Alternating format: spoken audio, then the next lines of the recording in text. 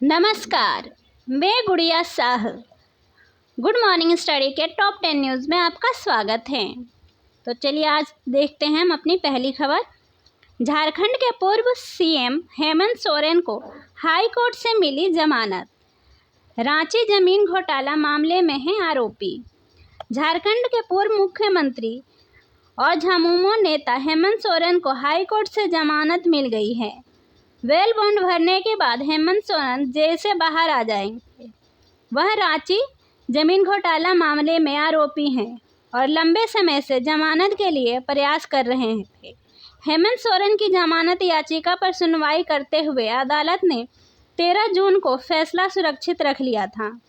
सुनवाई के दौरान ईडी की तरफ से अदालत में पेश वरिष्ठ अधिवक्ता एसबी राजू ने कहा था कि हेमंत सोरेन ने अनधिकृत रूप से बड़गहाई अंचल के 8.86 एकड़ जमीन पर कब्जा किया है। यह पीएमएलए एक्ट में निहित प्रावधानों के तहत मनी लॉन्ड्रिंग है। हेमंत सोरेन की से सुप्रीम कोर्ट की वरीय अधिवक्ता मीनाक्षी अरोड़ा ने अदालत को बताया था कि यह मनी लॉन्ड्रिंग का नहीं बल्कि राजनीतिक प्रतिशोध का मामला है। केंद्र सरकार द्वारा ईडी के दुरुपयोग दुर्भावनापूर्ण तरीके से किया गया है। जमीन उनका नहीं है और यह केवल ईडी का अनुमान है। अगली खबर। राहुल बोले, नीट पर चर्चा करवाएं प्रधानमंत्री। संसद में स्टूडेंट्स को पॉजिटिव मैसेज मिलना चाहिए। हंगामे के बाद लोकसभा सोमवार तक स्थगित। विपक्ष नीट पर चर्चा की मांग को लेकर स्थगन प्रस्ताव लाया था, जिस पर लोकसभा अध्यक्ष ने कहा कि नियमों के मुताबिक राष्ट्रपति के अभिभाषण पर धन्यवाद के बीच स्थगन प्रस्ताव नहीं लाया जाता। उधर संसद में जाने से पहले राहुल गांधी ने कहा, मैं प्रधानमंत्री से रिक्वेस्ट करता हूं कि नीट मामले पर रिस्पेक्टफुली चर्चा करनी चाहिए।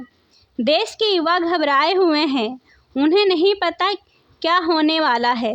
संसद से यह मैसेज आना चाहिए कि सरकार और विपक्ष उनकी चिंताओं को लेकर एक साथ है। राज्यसभा में धन्यवाद प्रस्ताव पर चर्चा की शुरुआत भाजपा नेता सुधांशु त्रिवेदी ने की, लेकिन विपक्ष ने यहां भी नीट मुद्दे को लेकर हंगामा किया, जिसके बाद कार्रवाई दोपहर 12 बजे तक के लिए स्थगित कर दी गई। 24 जून से शुरू हुआ सत्र 3 जुलाई तक चलेगा। राज्यसभा में प्रधानमंत्री मोदी 3 जुलाई को चर्चा का जवाब दे सकते हैं। अगली खबर।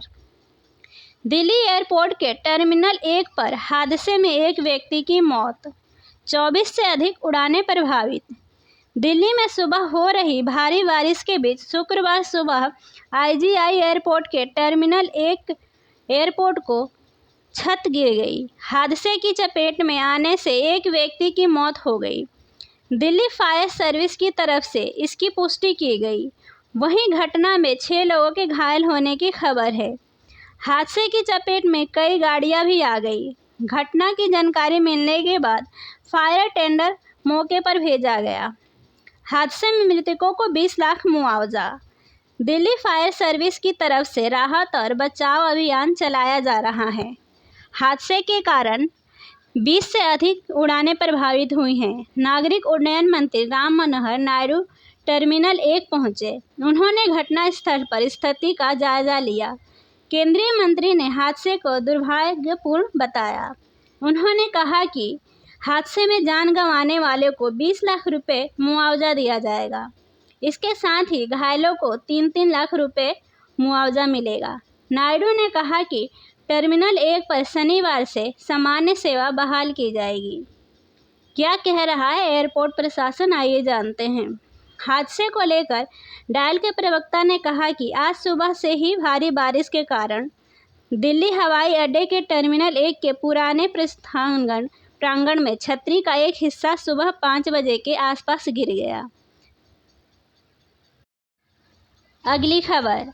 असदुद्दीन ओवैसी के आवास में नेम प्लेट पर कालिख पोती गई, पोस्टर चिपकाए गए। दिल्ली में गुरुवार को रात में करीब 9 बजे एआईएमआईएम के सांसद असदुद्दीन ओवैसी के आवास पर लगी नेम प्लेट पर कालिख पोती गई। इसके साथ ही कुछ पोस्टर लगाए गए जिसमें ओवैसी के संसद में लगाए गए नारों का विरोध किया गया है। ओवैसी ने फिलिस्तीन के समर्थन में नारा लगाया था। इसी पर प्रदर्शनकारियों ने इस तरह विरोध जताया। असदुद्दीन ओवैसी ने संसद भवन में जय फिलिस्तीन का नारा लगाया था। इसके विरोध में प्रदर्शनकारियों ने उनके आवास के बाहर नेम प्लेट पर काली पोत दी और पोस्टर चिपकाए। पोस्टर पर ओवैसी की संसद सदस्यता रद्द करने की मांग की गई है और इजराइल के समर्थन में व्यक्त किया गया है। सांसद असदुद्दीन ओवैसी ने ट्वीट किया, आज कुछ अज्ञात बदमाशों ने मेरे घर पर काली स्याही फेंकी। अब मैं गिनती भूल गया हूँ कि मेरे दिल्ली स्थित घर को कितनी बार निशाना बनाया गया। जब मैंने दिल्ली पुलिस के अधिकारियों से पूछा कि उनकी नाक के नीचे यह सब कैसे हो रहा है, तो उन्होंने अपनी बेबसी जाहिर की। अमित शाह, यह सब आपकी निगरानी में हो रहा है। ओम बिरला, कृपया हमें बताएं कि सांसदों की सुरक्षा की गारंटी होगी या नहीं। मेरे घर को निशाना बनाने वाले 2 कौड़ी के गुंडों से मुझे डर नहीं लगता। सावरकर जैसी कायरतापूर्ण हरकतें बंद करो और मेरा सामना करने के लिए हिम्मत जुटाओ। स्याही फेंकने या पत्थर फेंकने के बाद भाग मत जाना। अगली खबर, संसद में कौन कहाँ बैठेगा ये कैसे डिसाइड होता है, जाने पूरी प्रक्रिया। अयोध्या के सांसद सबसे आगे बैठे। 18वीं लोकसभा का पहला सत्र सोमवार को शुरू हो चुका है। लोकसभा चुनाव 2024 जीतने के बाद सभी सांसद पहली बार संसद पहुंचे। इस दौरान नवनिर्वाचित सांसदों का शपथ ग्रहण समारोह हुआ। इसके बाद सभी सांसद संसद के आधिकारिक सदस्य हो गए हैं। लाइव प्रसारण के दौरान विपक्ष की ओर से जो तस्वीर निकलकर सामने आई है, उसने बिना बोले ये जता दिया है कि 10 साल बाद ही सही, लेकिन इस बार विपक्ष की मौजूदगी संसद में मजबूत रहेगी। संसद में कौन सा सांसद कहां बैठता है, आइए जानते हैं। संसद में कौन सा सांसद कहां बैठेगा, यह पहले से तय होता है। सत्र के दौरान सांसद अपनी सीट पर ही बैठते हैं। संसद में किसी भी सांसद के बैठने की सीट उसकी पार्टी की संख्या के आधार पर तय होती है। जिस पार्टी के जितने ज़्यादा सांसद होते हैं, उसके हिसाब से सांसदों को सीट दी जाती है। संसद में बैठने के लिए कई ब्लॉक्स होते हैं। पार्टी के सदस्यों की संख्या के आधार पर उनको ब्लॉक्स तय होते हैं।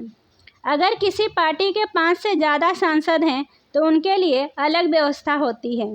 जिन सांसदों के 5 से कम सांसद होते हैं, उनकी अलग व्यवस्था होती है। इसके बाद निर्दलीय सांसदों को जगह दी जाती है। अगली खबर, बेदी राम ने पहले बनाई अकुल संपत्ति, फिर नकल माफिया से बन गए माननीय।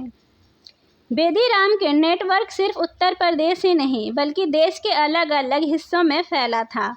वह अपने गुर्गों की बदौलत पेपर लीक जैसी घटनाओं को बखूबी अंजाम देता था। 1.5 दशक पहले बेदी राम के ऊपर शिकंजा कसने लगा और इसके बाद STF को उसे गिरफ्तार करने का जिम्मा सौंपा गया। हर बार बेदी राम पुलिस की टीम को चकमा देकर फरार हो जाता था।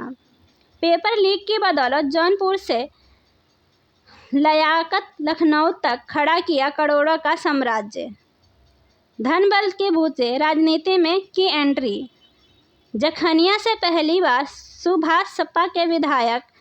10 साल पहले STF ने गैंगस्टर व संपत्ति कुर्क करने के लिए लिखा था SSP लखनऊ को ब्यौरा। देश के विभिन्न प्रांतों में प्रतियोगी परीक्षाओं का पेपर लीक कराने का वीडियो सामने आने के बाद घिरे सुभाष सपा विधायक के अपराध की राह पकड़कर अकुल संपत्ति हासिल की। हजारों मेधावी युवाओं के भविष्य से खिलवाड़ की बुते करोड़ों का साम्राज्य जौनपुर से लेकर लखनऊ तक खड़ा किया। अगली खबर, जनता को पता चल गया असली राम भक्त कौन। फैजाबाद से सपा सांसद अवधेश प्रसाद ने बीजेपी को घेरा। राम मंदिर का जिक्र करते हुए फैजाबाद सीट से नवनिर्वाचित सांसद अवधेश प्रसाद ने बीजेपी को आड़े हाथ लिया है। उन्होंने कहा कि राम मंदिर का निर्माण अभी पूरा नहीं हुआ है और पानी टपकने लगा। लोकसभा चुनाव के बाद से ही उत्तर प्रदेश की फैजाबाद सीट चर्चाओं में है। इसके साथ ही यहां से जीतकर आए समाजवादी पार्टी के सांसद अवधेश प्रसाद भी सुर्खियों में हैं। वहीं अब अवधेश प्रसाद ने राम मंदिर को लेकर बीजेपी पर जोरदार प्रहार किया है। बीजेपी की तरफ से राम मंदिर निर्माण का क्रेडिट लेने पर उन्होंने जबरदस्त तरीके से पलटवार किया है और सुप्रीम कोर्ट के आदेश का भी जिक्र किया। फैजाबाद सीट से नवनिर्वाचित सांसद अवधेश मौर्य ने कहा कि सुप्रीम कोर्ट ने राम मंदिर का बनने का निर्णय दिया है। अब कोई भी सरकार होती, सुप्रीम कोर्ट के आदेश का पालन करना पड़ता, मंदिर बनता। लेकिन ये बीजेपी वाले बेवजह क्रेडिट ले रहे हैं और मंदिर भी अभी अधूरा है। बीजेपी का घमंड टूटा। अवधेश प्रसाद ने आगे कहा कि मंदिर के छत से पानी टपकने भी लगा तो ये उनका घमंड था और उनका घमंड टूटा भी है और जनता को सही बात पता चल गई कि कौन राम भक्त का असली भक्त है। इसमें कोई सबूत की ज़रूरत नहीं है, ये साबित हो गया है। राम का असली भक्त कौन? बता दें कि राम मंदिर के निर्माण के बाद पहला लोकसभा चुनाव हुआ और इस चुनाव में बीजेपी को अयोध्या में हार मिली, जिसको लेकर अयोध्या में सांसद चुने गए अवधेश प्रसाद ने बीजेपी को आड़े हाथ लिया और कहा कि जनता को पता चल गया है कि कौन राम का असली भक्त है। अगली खबर, 85% बच्चे हर तीसरे रोज उपवास को मजबूर, भूखमरी से हो रही मौतें। गाजा पट्टी में कैसे हैं बच्चों के हाल, आइए जानते हैं। इजराइल और फिलिस्तीन आतंकी संगठन हमास के बीच पिछले अक्टूबर से जंग जारी है। शांति की कई कोशिशें असफल हो चुकी हैं। इस बीच यूनाइटेड नेशंस ने डेटा जारी करते हुए बताया कि गाजा पट्टी में हर 3 में से 1 बच्चा भूखमरी का शिकार है। हालात यही रहे तो अगले कुछ महीनों के भीतर इस क्षेत्र में खाने की कमी दुनिया में सबसे खतरनाक स्तर पर पहुंच जाएगी। पिछले अक्टूबर में फिलिस्तीन आतंकी गुट हमास ने इजरायली सीमा पर हमला कर 1200 लोगों को मार दिया, जबकि लगभग 250 को बंधक बना लिया। वो एक एक करके अपनी शत्रु के साथ बंधकों को छोड़ रहा है। इस बीच गुस्साई हुई इजरायली सेना ने हमास से हेडक्वार्टर पर हमला बोल दिया, जो कि गाजा पट्टी में है। पेरेंट्स के सामने भूख से दम तोड़ रहे बच्चे। 85% बच्चे लगातार कर रहे हैं उपवास। अगली खबर, इजराइल में अडानी के पोर्ट पर ड्रोन अटैक। हुतियों ने हाइफा बंदरगाह पर हमले का किया दावा। क्या बोली इजरायली सेना, आइए जानते हैं। इजराइल और हमास का युद्ध चल रहा है। इस युद्ध की शुरुआत से ही यमन के हुती विद्रोही इजराइल के खिलाफ हमले कर रहे हैं। इजराइल के जहाज़ों को हुती निशाना बनाते रहे हैं। अब हुती विद्रोहियों ने दावा किया है कि उन्होंने इजरायली बंदरगाह हाइफा पर ड्रोन से हमला किया है। यमन के हुती विद्रोहियों का हाइफा बंदरगाह पर हमले का दावा। हुती विद्रोहियों ने ड्रोन से जहाज़ पर हमले का दावा किया है। इजरायली सेना ने किसी भी हमले से इनकार किया है। इजराइल में मौजूद भारतीय कंपनी के बंदरगाह पर यमन के हुती विद्रोहियों ने हमले का दावा किया है। हुती विद्रोहियों ने दावा किया है कि उन्होंने इजराइल के हाइफा बंदरगाह पर ड्रोन के जरिए हमला किया है। हुती विद्रोहियों का कहना है कि उन्होंने इराक के इस्लामिक प्रतिशोध के साथ एक संयुक्त सैन्य अभियान चलाया। इसमें कई ड्रोन ने हाइफा बंदरगाह के करीब एक इजरायली जहाज़ को निशाना बनाया। इजराइल का हाइफा बंदरगाह भारत के लिए भी बेहद महत्वपूर्ण है। इस बंदरगाह का संचालन भारतीय अरबपति गौतम अडानी की कंपनी एक स्थानीय कंपनी के साथ मिलकर करती है। अगली खबर, पूरी दुनिया को 10 साल पुराना चावल क्यों चिपकाना चाहता है थाईलैंड? नियत में खोट या कुछ और, आइए जानते हैं। असल में थाईलैंड के पास इतना सारा चावल इकट्ठा हो चुका है कि कोई उसे खरीदने को तैयार नहीं हो रहा है। इसके ऊपर वो चावल क्योंकि 10 साल पुराना है, ऐसे में उसकी गुणवत्ता को लेकर संशय चल रहा है। थाईलैंड चावल निर्यात के मामले में दूसरे नंबर पर रहता है। ज़्यादातर अफ्रीकी देशों में तो थाईलैंड चावल पहुंचाने का काम करता है, लेकिन इस बार थाईलैंड एक अलग ही असमंजस की स्थिति में फंस चुका है। अफ्रीका में ही उसके चावल की किरकिरी हो रही है। सवाल उठ रहे हैं कि क्या अफ्रीका को डस्टबिन समझ रखा है। सवाल इसलिए क्योंकि थाईलैंड इस समय अपना 10 साल पुराना चावल दुनिया को चिपकाना चाहता है। आखिर क्या है यह पूरा मामला, आइए जानते हैं। असल में थाईलैंड के पास इतना सारा चावल इकट्ठा हो चुका है कि कोई इसे खरीदने को तैयार नहीं हो रहा है। इसके ऊपर वो चावल क्योंकि 10 साल पुराना है, ऐसे में उसकी गुणवत्ता को लेकर संशय चल रहा है। ऐसा कहा जरूर जाता है कि पुराना चावल ज़्यादा अच्छा होता है, उसकी खुशबू ज़्यादा सही रहती है। लेकिन यहाँ क्योंकि चावल 10 साल पुराना है, इसी वजह से हर कोई कई सवाल लेकर थाईलैंड पर हावी हो चुका है। ऐसी ही अन्य खबरों की जानकारी के लिए हमारे चैनल पर बने रहें। धन्यवाद।